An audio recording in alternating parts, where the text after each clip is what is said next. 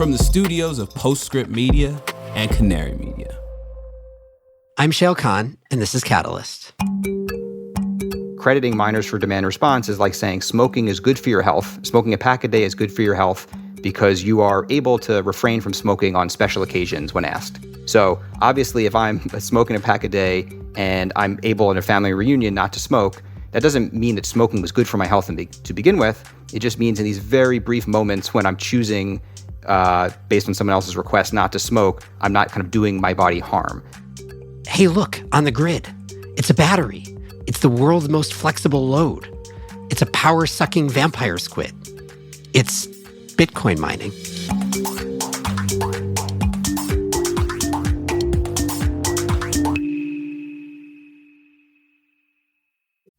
Let's face it, environmental news is often very depressing. That's why we focus on solutions on this podcast. But still, the climate crisis looms large. Rising temperatures, mounting pollution, environmental degradation, they're all warping the planet. And for a lot of species, including us, things don't always look so great. But the story doesn't end there. Every Friday, Living Planet, a show from Deutsche Welle, takes you behind the headlines to figure out what's happening and how we'll get through it. It'll also help you make better choices for a healthy planet and find space to reconnect with the beauty and wonder of the world around us. You can find Living Planet wherever you get your podcasts. I'm Shayle Khan. I invest in revolutionary climate technologies at Energy Impact Partners. Welcome. Okay, so the debate over Bitcoin and energy is not new. It's basically been a thing since Bitcoin began because at the most basic level, Bitcoin mines convert compute, which is basically electricity, into Bitcoin. That's pretty much it. So the economics and the future of Bitcoin are inextricably linked to power. And as everything with both crypto world and energy world, it's hotly debated. You want evidence that Bitcoin mining can relieve grid stress? Well, look at all the mines in Texas that are participating in demand response events. You want evidence that it's needlessly sucking up huge and growing amounts of power? Well, look at the amount of power that it consumes. But amidst all the noise, I've been curious to go a level deeper. How do Bitcoin mines actually behave on the grid today, and what drives that behavior? What determines their emissions impact? And stepping back, is it really a big deal in the first place? So let's huddle our way through it. For this one, I brought on Ben Hertz-Shargel, who's the head of Grid Edge at Wood Mackenzie, and recently participated in, I think, a really good and thorough analysis of this question that was published in the New York Times. So let's dig in. Ben, welcome to Catalyst. Thanks for having me. Let's talk about Bitcoin and electricity. And I don't want to start by defining Bitcoin or Bitcoin mines or anything like that. I think we can safely assume everybody knows what Bitcoin is and the fact that Bitcoin mines are basically data centers that use a bunch of energy. But let's talk about how big Bitcoin is as a consumer of energy today and sort of where geographically that is taking place. So where are we today in the world of Bitcoin mines and the grid?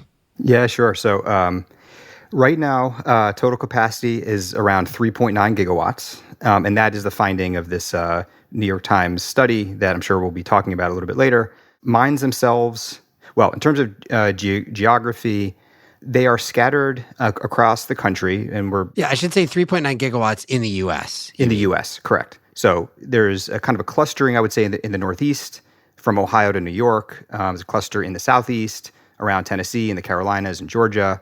It's much more scattered across the Midwest and the Mountain West, but then there's a lot in Texas. So 3.9 gigawatts, I mean, let's contextualize that for a second. That's a big number. It's measured in gigawatts, but I mean, as compared to, for example, broader data center world, still pretty small in the US. Do you think of that as being like a meaningful number in the context of overall electricity dynamics in the US? I mean, it is. If you think of kind of the scale of, the size of, let's say, the competitive markets like ERCOT and PJM. I mean, PJM is a large market, but in ERCOT, several gigawatts, which is around what we think, around 2, is, a pretty sizable chunk of, if ERCOT is on the order of 70, that's something. So it partly has to do with where it's located and can have an outsized impact in one region.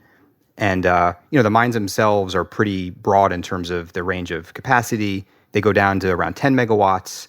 and then up to 450, which is the largest. And, you can compare that. You can compare it to the overall grid or to data centers, which is one way of doing it. You can also compare it to homes. And if a reasonable baseline of a home is around 1.5 kW. So, they range roughly from 10,000 homes to several 100,000 homes in load. And so you mentioned the regions. I know there's a big cluster in Texas and ERCOT, which we'll probably talk more about. Interesting that there's a cluster in the Northeast, because my sort of incoming assumption here is basically Bitcoin mines chase cheap electricity, sort of high level. And the Northeast in the US is not where I think of as having the cheapest electricity. So do we have an understanding of sort of why they are where they are? Yeah, I mean, I think you're right that they do chase cheap electricity, but they also chase defunct oil and gas plants, because those can be sort of rehydrated and turned on and used directly for mining. And so that has happened a lot, especially in New York, of these sort of mothballed plants that are able to be turned on and run pretty much exclusively for Bitcoin mining. So that's part of the reason they started there, although, states like New York have now, through regulations and various kinds of policy, tried to prevent that from happening. That's interesting. So it's an interconnection-driven siting decision there. Basically, the reason you would want to turn back on a defunct existing site is predominantly that the grid infrastructure is ready for you to put something on the grid that, I mean, it's doing the opposite, right? You're saying it was generation, now it's load, but at least the infrastructure is there? Yeah, that's right, because the infrastructure is a really key part. It's, it also, not only is it costly to set up this kind of T&D infrastructure to support a massive energy consumer like a mine, but it also takes time to do it. You need to get permitted. So if you have everything kind of already set up, then it's a sort of an easy win for them to do it. And if you have a sort of very dependable generation source where you kind of know the cost, you have this arbitrage that the miners have of, knowing roughly what Bitcoin is going to be. And if you know what your supply is, you can say, this is going to pencil really nicely. I want to sit right here, kind of run my own generation, and know that I'm going to make money a vast majority of the time. Okay, so that gets to the next question, which is, and we'll talk more about this, but just high level, in terms of the load profile of Bitcoin mines, what have we seen so far? Are they, to your point, basically they're just arbitraging electricity price versus Bitcoin price? Are they enough in the money at all times that basically they're just behaving like 24/7 load for the most part? We'll talk more about their participation in demand response and stuff like that. But just like in a baseline scenario, are they base load? They're close to it, but they're not. It's not 24/7. What I have seen surveying a number of mines is they're online roughly in the high 70s in percentage. Say 78% of the time, all the way up to the high 90s. So a vast majority of the time they are consuming, but it's not quite as regular as that. Like you are kind of flat, demand for a long period of time, and then maybe you're off for 10 hours. It is very spiky. So if you kind of follow these load curves, they're kind of on for a while, then they drop off precipitously, maybe off for an hour or a few minutes, and go pop right back on. And so you have this very irregular shape. But the bottom line is that they are on a vast majority of the time, and some miners really almost all the time. That's super interesting. And is there a direct correlation between the price of electricity and their spiky load profile? Like, is it clear from the data that when electricity prices spike, Bitcoin mines turn off and then they turn right back on when prices come down? Or is it more complicated than that? So I haven't done that analysis. I haven't sort of aligned it with the price of Bitcoin and to get that dynamic. Honestly, I a little bit scratch my head looking at some of these load curves, because I don't really believe there could be rhyme or reason. The price movements don't move intra-hour in this way. That would kind of explain this sort of the craziness of it. So I think there's probably a lot of factors going on. Some of them are probably, you don't want to ascribe strategy when it's just, could just be O&M style stuff going on, or some other sort of issue that's not really intentional. But one thing to highlight is that some of the power purchase agreements that miners have secured require a high load factor, meaning, you need a high average power relative to your max power, which basically requires you to be on most of the time. And so I've seen one contract that requires above 85%. So in some cases, the energy supplier is requiring them as a term in the contract to be mostly on. That's really interesting. All right, so we're going to come back to this. I think the sort of core questions that we want to interrogate are around this debate regarding the relationship between Bitcoin mining and both electricity, meaning the market, the prices, and so on, and also emissions as a result of that. So let's contextualize a little bit on this New York Times study that you just mentioned. Tell me a little bit about what the study entailed and the sort of core of the analysis, then we'll talk about what we actually found. Sure. So the study was done by a guy named Gabe Dance, who I came to know over many months leading up to the publication. And what he did basically is spent a lot of time doing a careful survey of mines in the U.S., everything about where they are, how much they're consuming, all the policies involved, the contracting. And then he worked with a couple companies, my company, Wood Mackenzie, but also Watt Time, to do some specific studies. He kind of provided data that he had delivered, and we ran certain calculations to inform sort of the price impact of Bitcoin mining and also the emissions impact. And he also dug into things like demand response and some kind of how miners make money, how they've acted in certain, kind of grid-sensitive times, like the Winter Storm Uri in Texas. So that was kind of the nature of the study. All right, so I want to get to all those findings, and I want to talk about what in this ongoing never-ending debate about is Bitcoin good for the world, bad for the world from an emissions perspective. I want to get to sort of the claims and see if we can evaluate them individually. But first, I do want to get into the weeds a little bit, because one of the things you always find when people are having this discussion, at least I find, is that it lacks a little bit of nuance and a little bit of the detail around like the methodology, the importance of the methodology that you use to figure out what impact Bitcoin mining load has on electricity, and the details of that methodology drive different outcomes. So let's talk a little bit about that. For example, how do we think about the relationship between both Bitcoin mines and electricity pricing, and also how we think about emissions impact and sort of the different ways to calculate that? Okay, we can kind of, I guess, take those in two parts. So on the power price part, it certainly depends on what kind of market you're in. If you're in a sort of vertical utility market, there's one world. The one that I focused on in this study that Wood Mackenzie did for this study was in ERCOT, which is an organized power market. So as most people are aware, ERCOT is a central clearing market. And so basically ERCOT is stacking up all the generation offers and then looking what load is.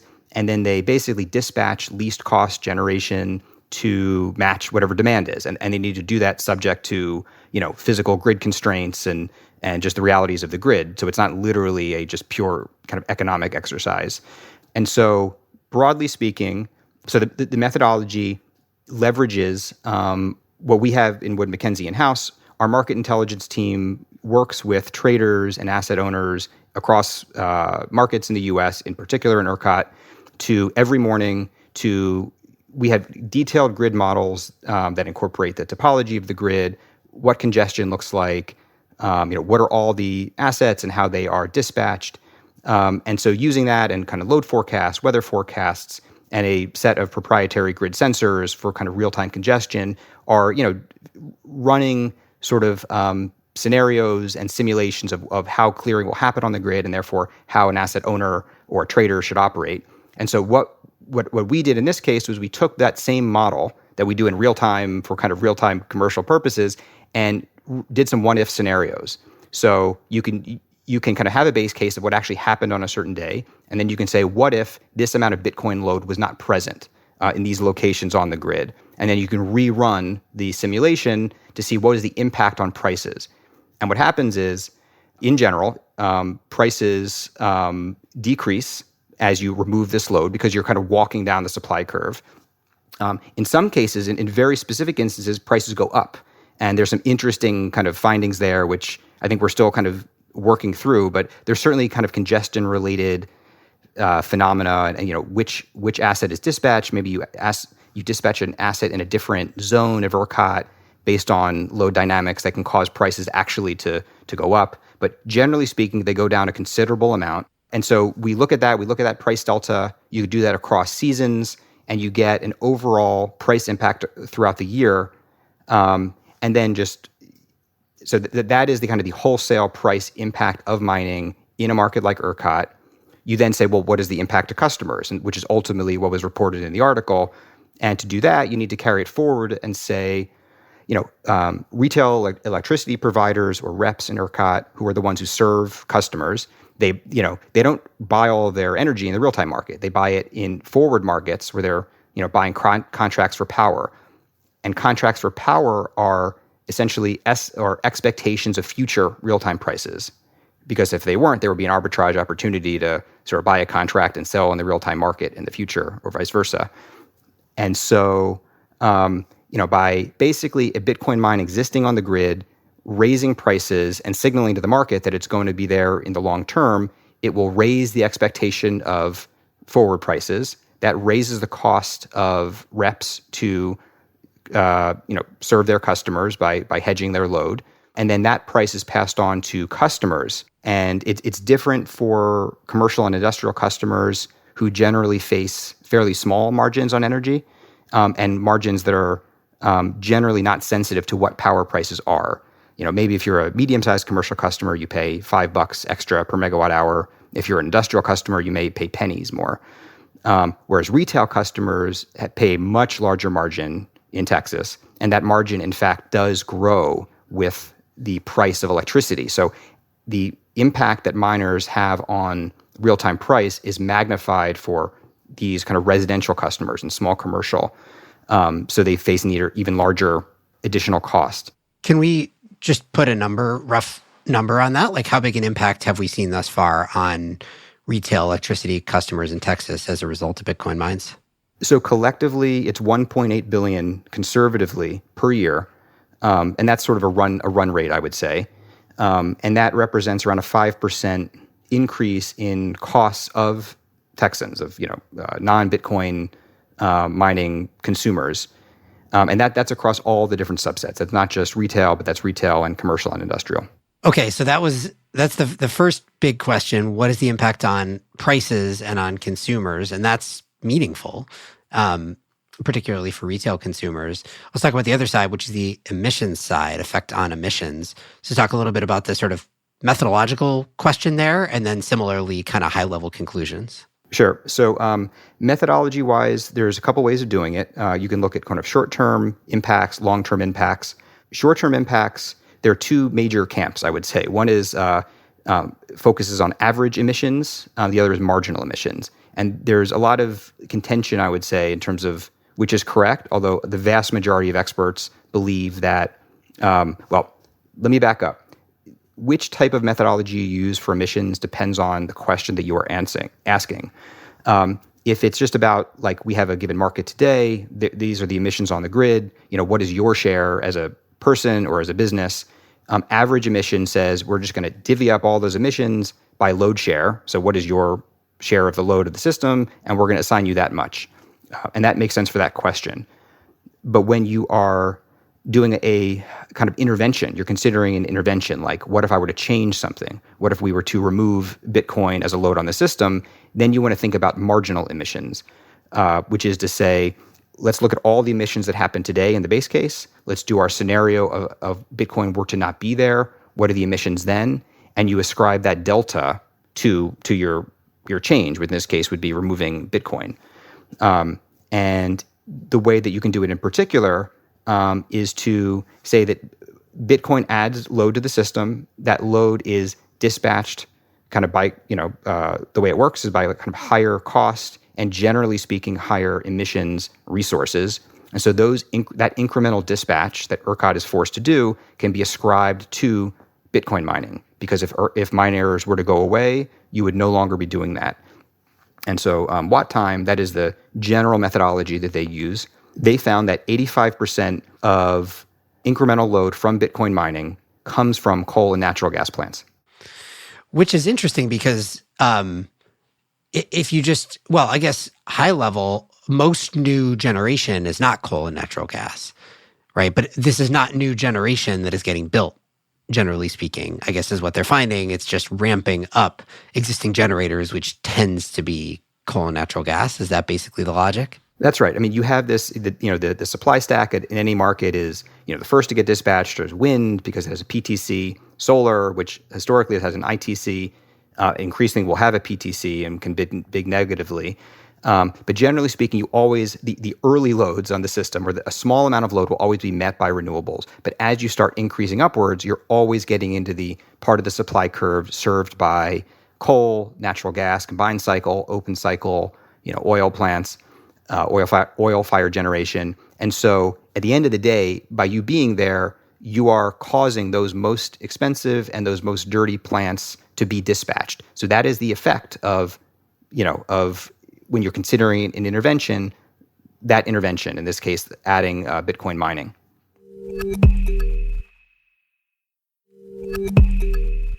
Okay, so I think we've laid out kind of the case where Bitcoin mining is bad from an energy and environmental perspective, which is basically, one, it raises prices, especially on retail customers. And two, the load that it introduces onto the grid is met disproportionately by fossil fuel generators, at least currently. I do want to give fair attention to the arguments that Bitcoin proponents make about the benefits of Bitcoin from an energy and environmental perspective. And I think they fall into kind of 2.5 categories, maybe. One is that, hey, look, Bitcoin mines can be actually really great load from what the grid needs. They are super price responsive. They can participate in demand response. They're flexible load, basically. That's one. Two is they can incentivize and support new renewable energy generation, particularly in markets where new renewable energy generation is hurting because we've got a lot of it, where we're hitting saturation points and wholesale prices are really low at the times when there's generation, and Bitcoin mines can step in and soak up that load. And then the sort of half is this sort of niche case of you can attach a Bitcoin mine where natural gas at a natural gas wellhead where gas would have otherwise been flared, and you can remove flare gas. So we'll take that one as kind of its own unique case. But let's talk about those first two. So starting with, Bitcoins are a form of flexible load that can participate in demand response programs and thus make the grid more reliable and support more renewable generation. How do you think about that? So yeah, definitely mines are incredibly flexible in maybe an unprecedented way. So there's absolute truth to miners' claims about that. Most mines can drop up to close to 100% of their load within seconds, if not minutes. And I've seen this within data. They really do demonstrably drop quickly. So that's true. Mines are certainly acting as demand response very aggressively. In ERCOT, they are participating as what are called load resources, which is a kind of class of participation model for large loads. There's two types. There's controllable load resources, or CLR, and there's non-controllable, which is NCLR. Most mines are NCLR, which basically means they're treated by the grid as these blocky sort of on-off resources, where if ERCOT dispatches them, or if the frequency dips below a certain point, they will automatically need to trip off immediately and kind of reduce their load. CLRs are more rare in that there are fewer mines doing it. It requires much more granular dispatch. They need to be able to follow what's called a SCED dispatch, essentially what the market engine instructing them on a 5-minute basis. So they are participating in demand response. It is incredibly lucrative. If you were to participate in the Responsive Reserve Service, RRS, last year, you would have earned $180 per kilowatt year, which is a really high number, very attractive. And so I think in general, mines have been, from a DR perspective, have been following dispatch. So they've been, reasonable and kind of effective sort of actors as demand response resources. There's a very basic question as to whether, should they be providing demand response? Should they be being paid for it? Because the fees they capture in demand response are coming from other customers. Right. So I guess the broader question there, as we think about how is Bitcoin mining good for the grid or bad for the grid or somewhere in between, is, okay, so you introduce a new form of load that otherwise raises prices and perhaps increases emissions, but it is super flexible. It is a great participant in demand response, and it can be highly price sensitive, and it's very flexible. Does that, I guess from the perspective of the need of the grid for load flexibility, which clearly we have, how strong a factor in favor of Bitcoin mining is that to you? So I would take that into kind of two parts, and I want to strongly challenge the price sensitivity part. In terms of just the basic part of load flexibility and providing DR, and isn't DR a good thing? Isn't flexibility a good thing? The analogy I like to give is that it's like saying that crediting miners for demand response is like saying smoking is good for your health. Smoking a pack a day is good for your health because you are able to refrain from smoking on special occasions when asked. So obviously, if I'm smoking a pack a day and I'm able in a family reunion not to smoke, that doesn't mean that smoking was good for my health to begin with. It just means in these very brief moments when I'm choosing, based on someone else's request, not to smoke, I'm not kind of doing my body harm. And I think that's really the way to view it. This is an enormous load that has come onto the system and that we're basically paying it, which is creating all these kind of burdens that you just enumerated, and that you're then saying, I'm going to pay it to sometimes go off, and see, I'm willing to come off, so I'm helping people. So it's like basically, the brief absence of a harm doesn't make something a good.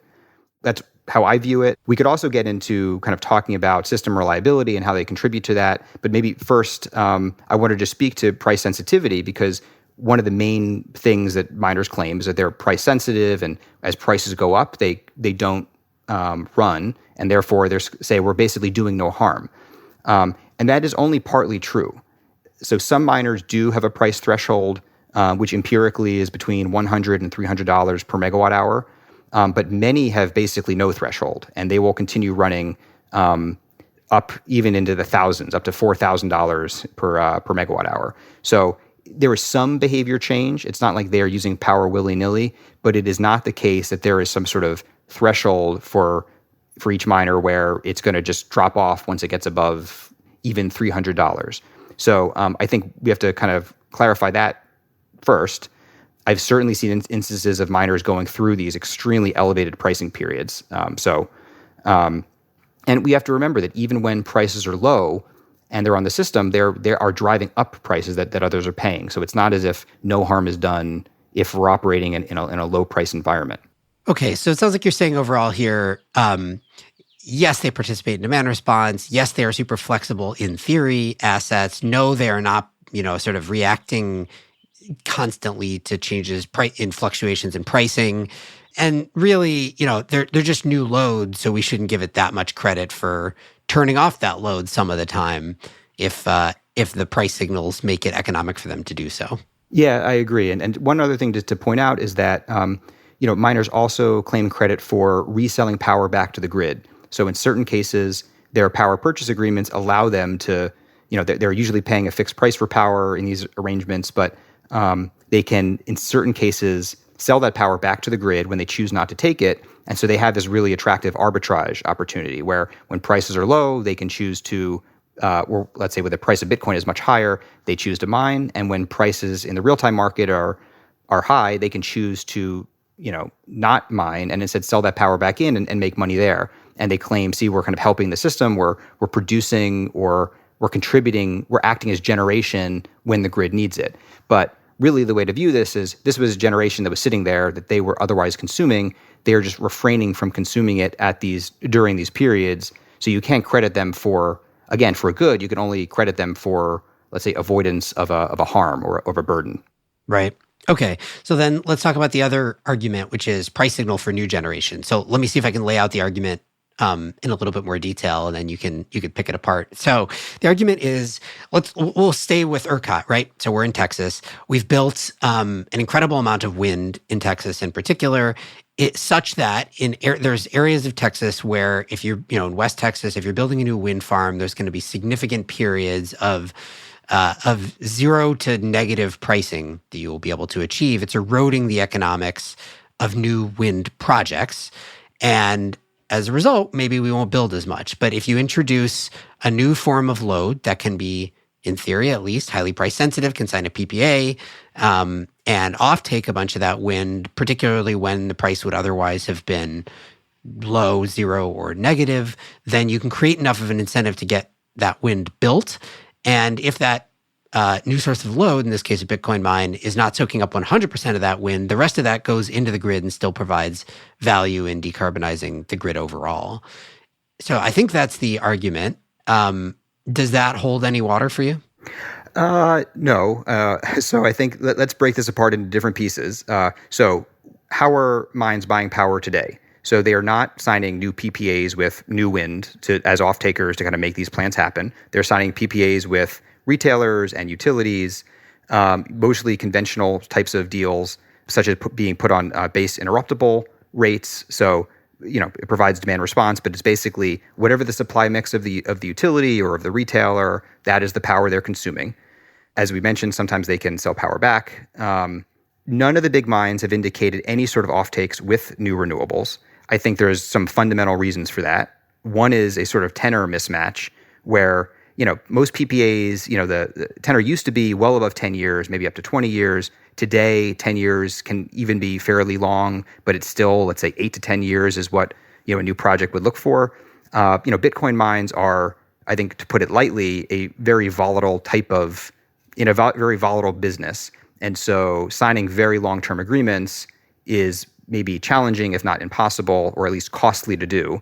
And to add to that, even if you were going to sign one, right, like it's not you're probably, your average Bitcoin miner is not a creditworthy off-taker. So it's not like you can go get, wind farm developer can go get project finance based on underwriting the creditworthiness of the Bitcoin miner. Exactly. So there's some sort of premium that is being paid for credit somewhere along the way if you were going to do that. And so most of the deals that that miners are signing today are like 5-year deals with utilities or just 5-year contracts. I've seen 1 7-year, but it shows you they're generally by necessities, which is kind of shorter term.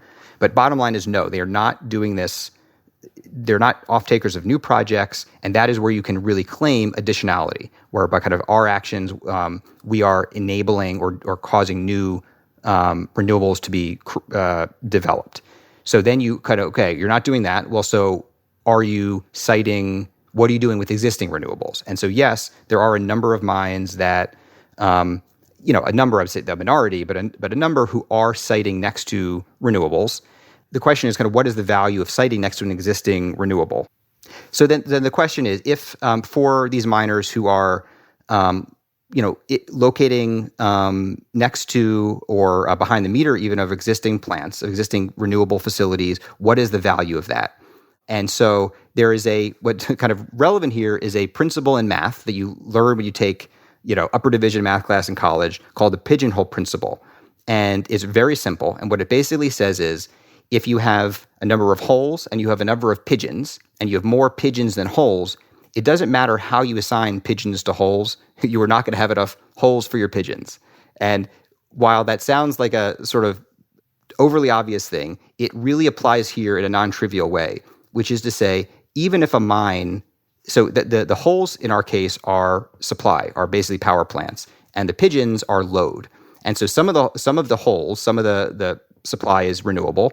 And so Bitcoin mines can arrive, add load to the system, add the total number of pigeons, but sit right next to in one of these holes and say, I am renewable because I'm sitting next to a wind farm. Or even I've signed a financial agreement, a PPA, with an existing wind farm. And so therefore I'm consuming its power, I'm sustainable. The reality is that the total amount of load on the system has grown, and therefore all you've done is displaced other customers who would be served by that renewable generation. So your number of pigeons has grown, and so you can't really claim that your effect is a beneficial one. Ultimately, from a system perspective, you are increasing load, increasing again back to the cost and the emissions intensity of for the entire system. So from a system perspective, it is not beneficial to be siting next to these plants. A lot of these existing plants would be happy to sign agreements with or new PPAs with the Bitcoin mine. In fact, there was a significant build out of wind in Texas, started in 2012. So there's a lot of farms that have kind of rolled off their PPA and rolled off their PTC that they originally had qualified for and are now kind of living in this merchant world. And so, yes, would be happy to sign an agreement. But there's a more important option they have, which is to repower their facility, which many, if not all, can do in order to qualify for the new PTC under the IRA. And so this is a really attractive option just because of how valuable, how kind of lucrative the PTC is under the new law. Repowering which enables the PTC to be claimed, is around 2/3 as expensive as developing a greenfield project.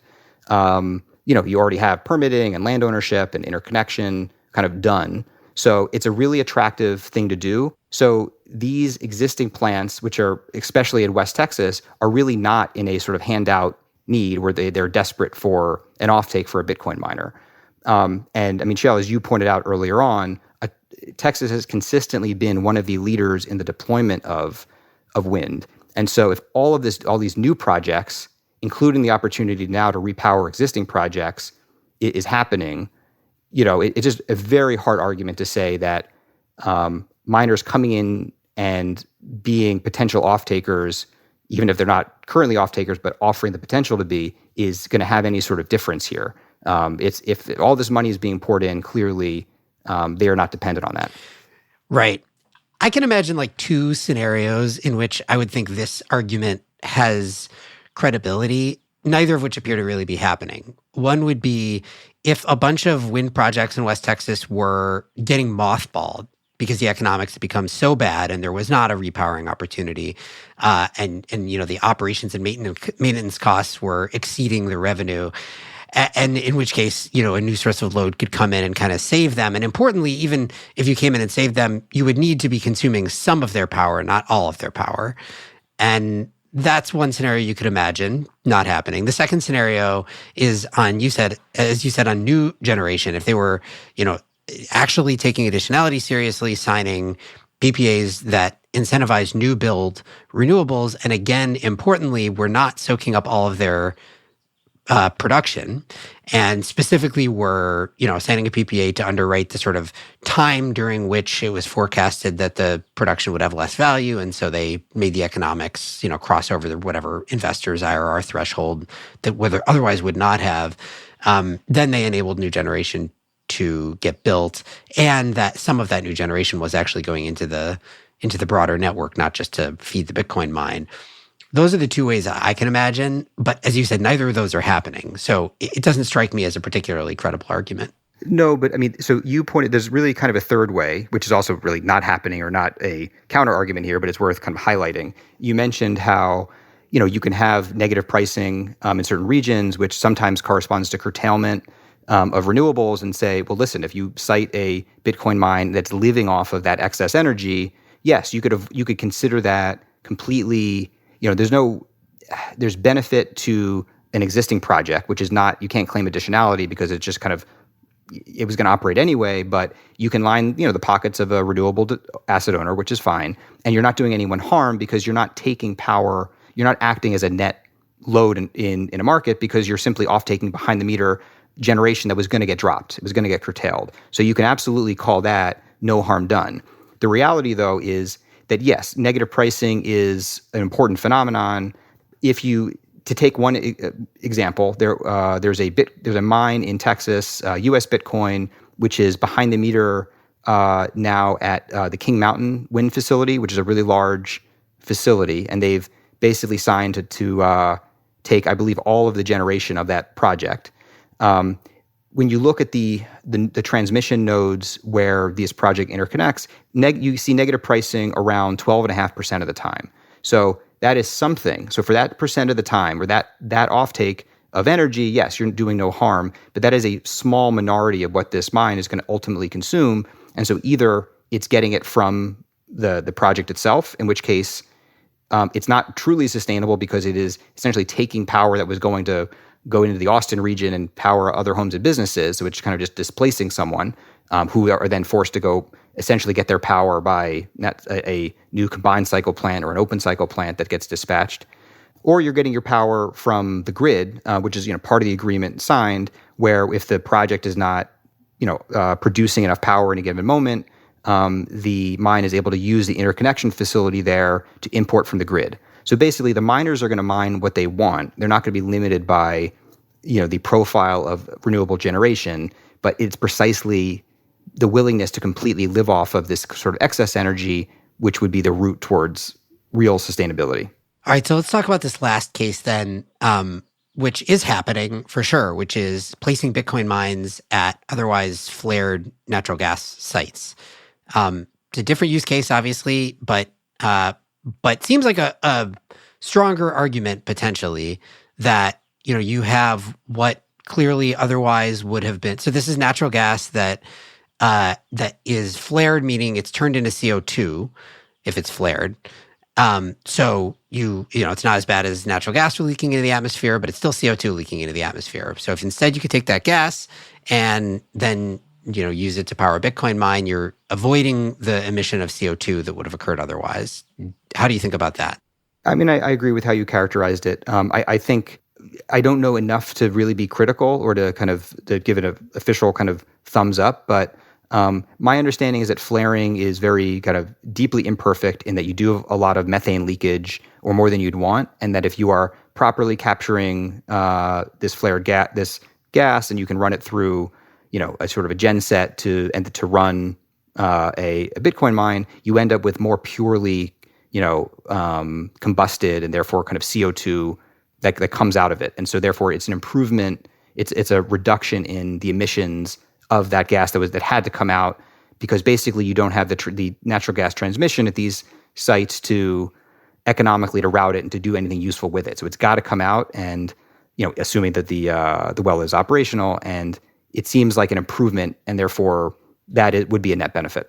Okay, so I guess just to wrap up, kind of stepping back, it sounds like absent this natural gas flaring example, clearly your take is sort of overall on net, Bitcoin mining does not appear to be a benefit to the grid, to electricity consumers, to emissions. It seems to have a cost that is not insubstantial on each of those three things.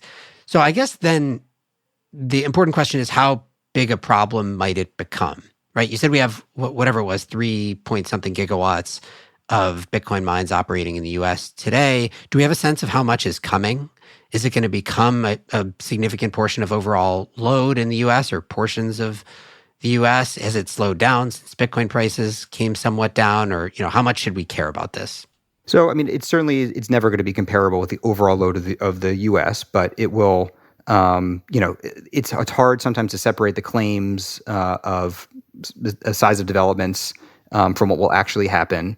I think, roughly speaking, it's certainly set to double or triple in the next few years. I don't have a precise number, but it's certainly large enough that it's going to have an outsized impact. The number that I gave, the 1.8 billion per year in Texas, that's conservative because, that's really only trying to count what is really clearly known to be operational. So I think it is a significant, impact. We are trying to achieve something with the energy transition that is a extreme reach goal. And we are trying to reduce emissions in a very highly constrained economy, a very highly constrained grid. And so we need to basically be laser focused on every way that we spend our resources. And the question is, can we afford to to have many gigawatts of load that is essentially spinning wheels, kind of playing the lottery to win Bitcoin, which is what Bitcoin miners are doing. There's not only that, but it's literally gets down to the interconnection, the T&D kind of equipment that are used for miners. It's the interconnection that the utilities have to do. It's both the time, money, resources. It's the semiconductor material in the servers. It's any sort of incremental. Even if they were to invest in more renewables, let's say on site, and say this is 100% mine, I'm having zero impact on the grid. Listen, we live in a solar and wind constrained world where the supply chains are real, and getting access to that material is costing some other company or homeowner access to the same material to decarbonize, their home or their business. So there's real opportunity costs. So I just think we need to be focused on what we're spending it on, and it is very hard to see this as a priority compared to all the other ones that we are struggling to satisfy. Right. And not to get too deep into the world of crypto, but the other point people make is you have to weigh whatever cost it has against the benefits to society of Bitcoin. And I think one counterpoint to that is, maybe you think Bitcoin is the cryptocurrency above all others, but there are others. And those others do not all consume electricity in the same sort of fundamental way that Bitcoin does, because they use a different process for production. So, there's a world with lots of crypto and not the same grid impact. It's a critical point, because even for those who want to push back and say, yes, we need it, you look at Ethereum, which is what you're alluding to. Ethereum is the second largest cryptocurrency. It has far more functionality, in fact, than Bitcoin, because it can do smart contracts. So there's all kinds of applications that it can do.